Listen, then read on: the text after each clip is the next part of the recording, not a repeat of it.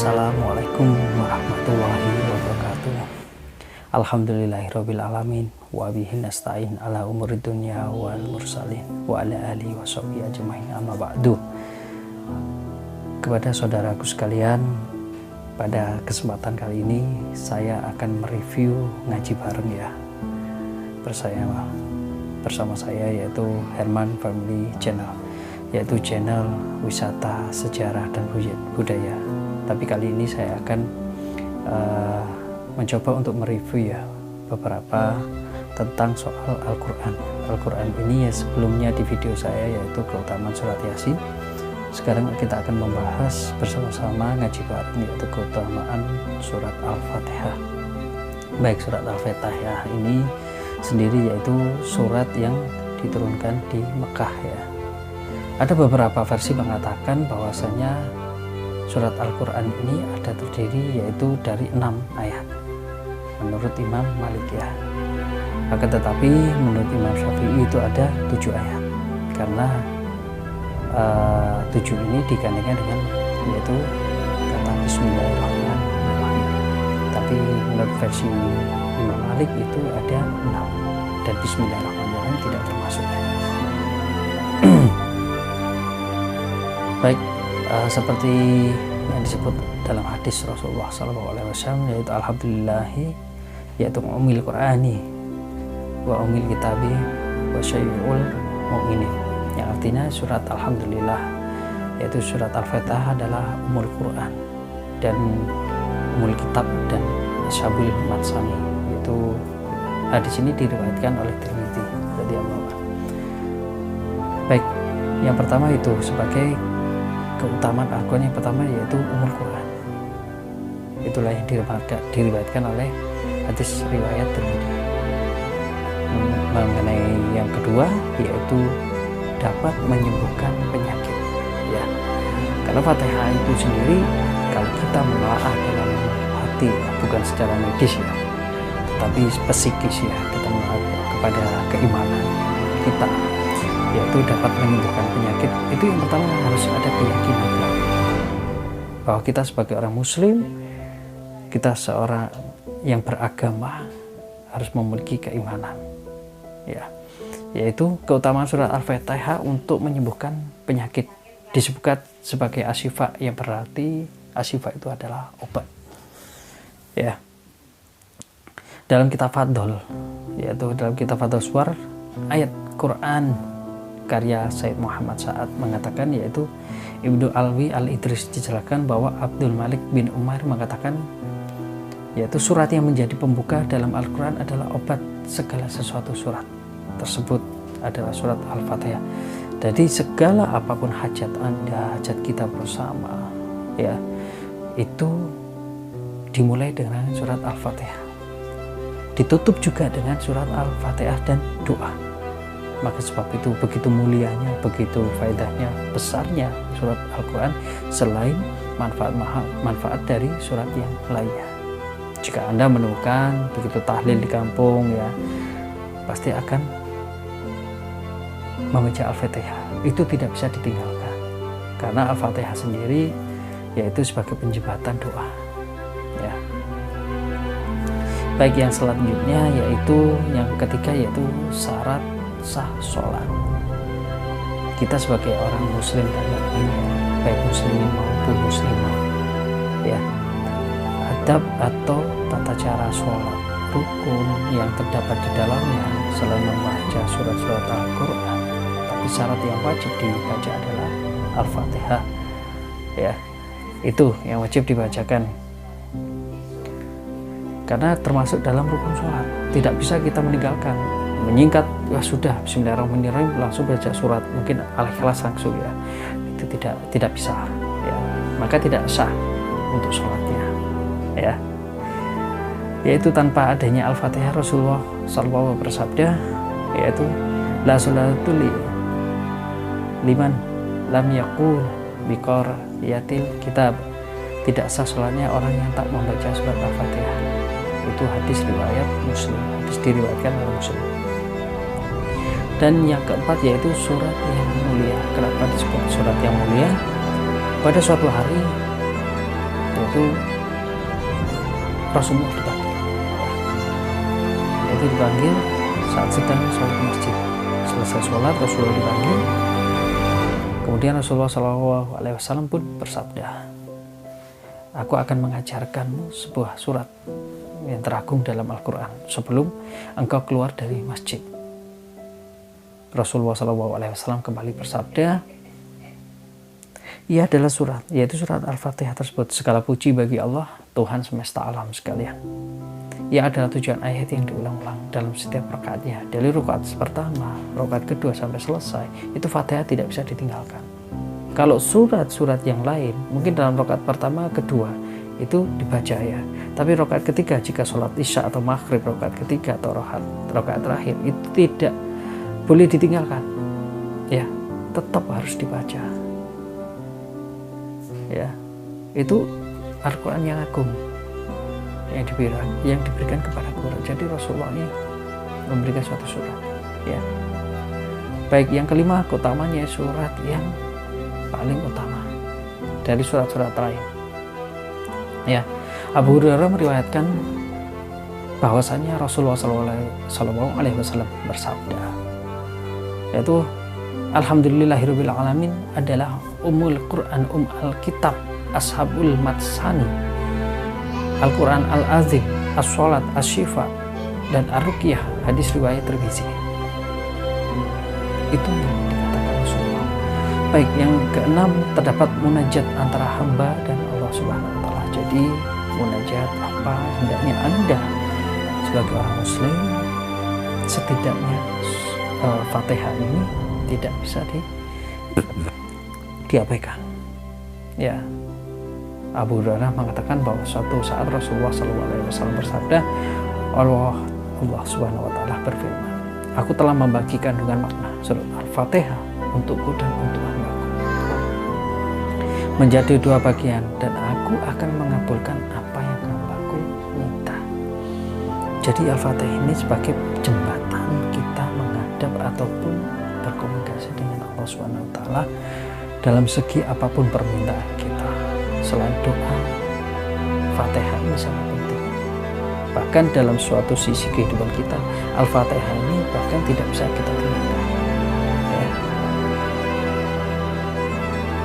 Dan Allah akan membalas dengan segala kemurahan lagi maha.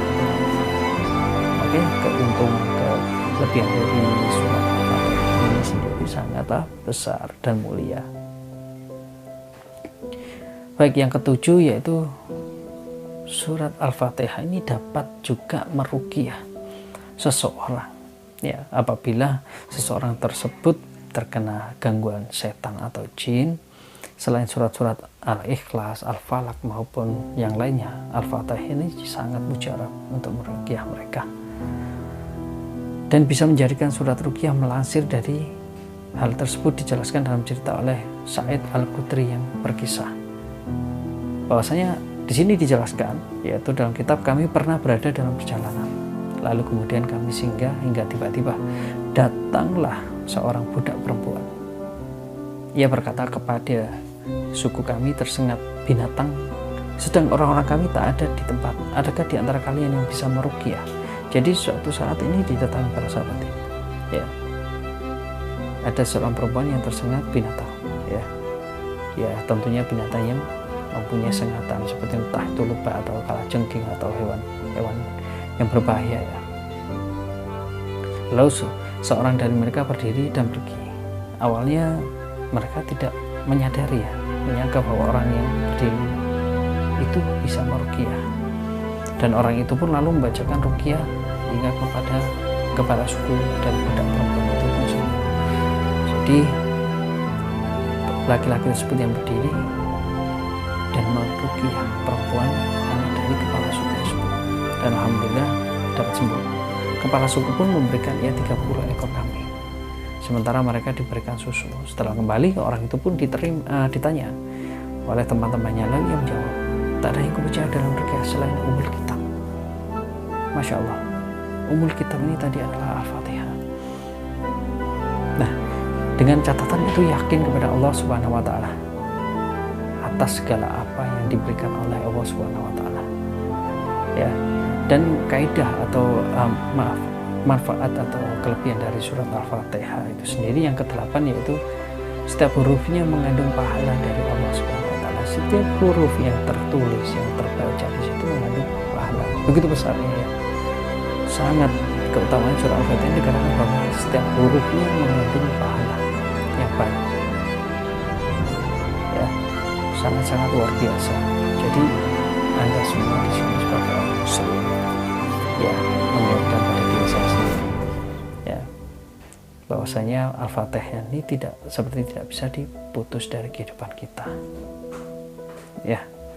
Dan ke-9 yaitu bagi Anda kalian teman-teman yang belum mendapatkan jodoh, amalan ini sangat bagus, yaitu sering-sering membaca surat Al-Fatihah, yaitu berharapnya bukan jodoh yang pertamanya, yaitu berharap kepada Allah ampunan, dan hajat Anda ini semata-mata untuk mendapatkan barokah atau berkah dari surat Al-Fatihah.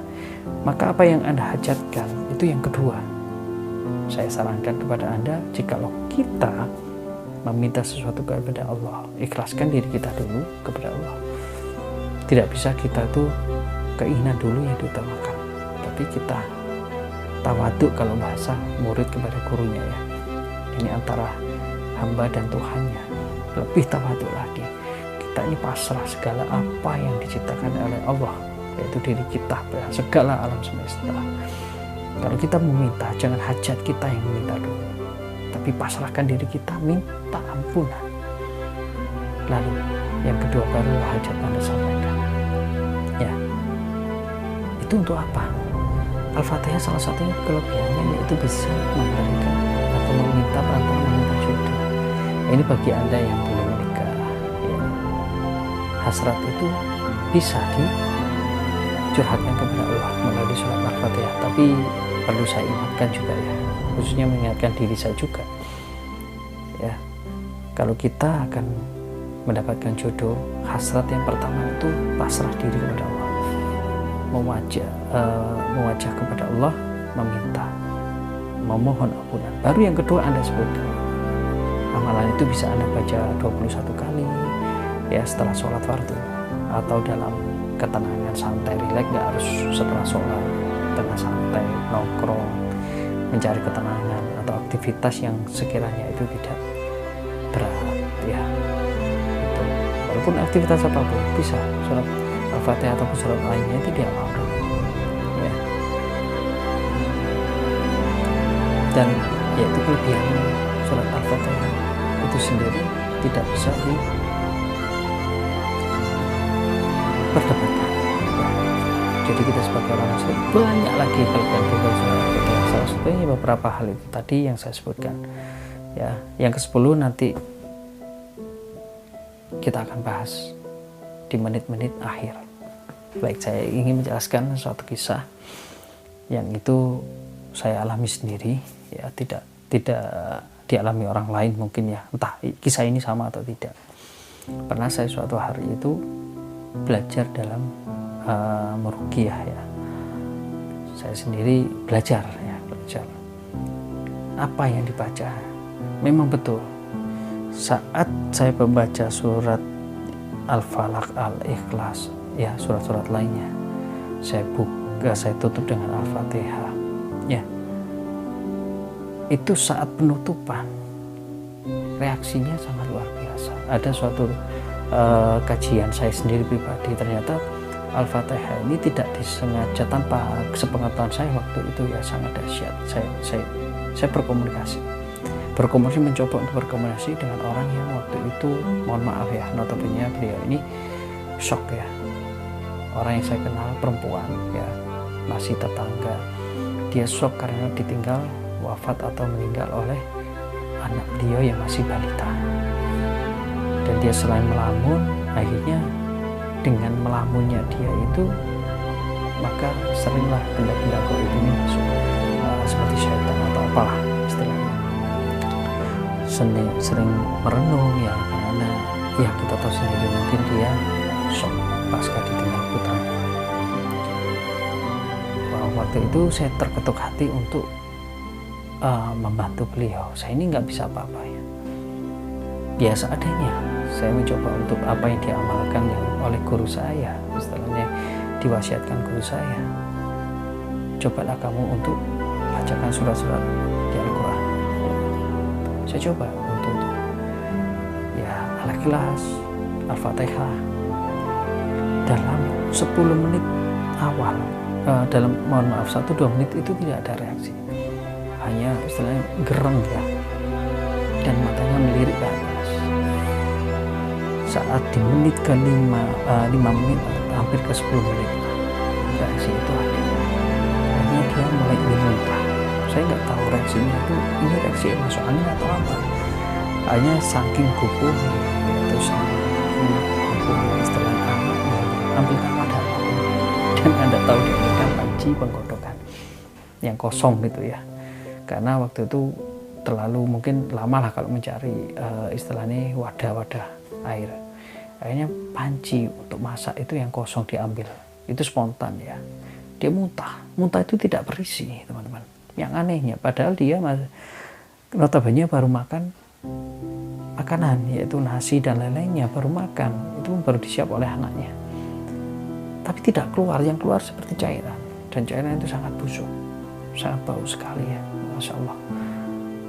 Setelah saya tutup Al-Fatihah, beberapa kali tanpa saya hitung, alhamdulillah beliaunya sedikit bisa sadar. Saya tanya, Anda kenapa? Dia bisa menjawab pertanyaan-pertanyaan saya. Lalu saya arahkan dia untuk istighfar, sholawat yang banyak, dan beristirahat. Nah, itulah segelintir cerita dari saya, kisah nyata yang saya alami ya. Baik, di sini teman-teman, mungkin itu dulu yang bisa saya sampaikan kepada teman-teman ya. Baiklah, sekian dulu review video kali ini.